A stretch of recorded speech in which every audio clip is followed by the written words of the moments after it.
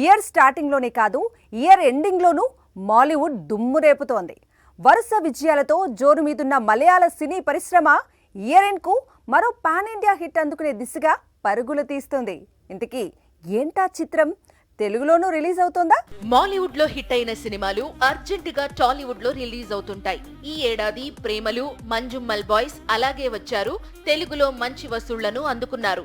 ఇప్పుడు మార్కో అనే మూవీ జనవరి 1న తెలుగు రాష్ట్రాల్లో విడుదలకు సిద్ధమవుతోంది.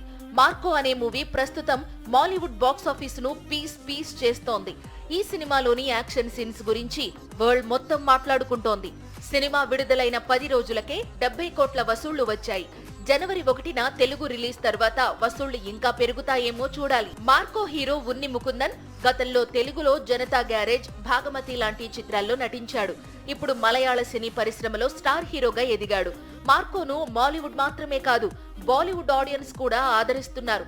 నార్త్ సైడ్ ఆడియన్స్ ఈ సినిమాను తెగ చూస్తున్నారు. ఓ విధంగా మార్కో మాలీవుడ్ ఇండస్ట్రీకి నార్త్ ఆడియన్స్ లో క్రేజ్ తీసుకొచ్చిందని చెప్పవచ్చు.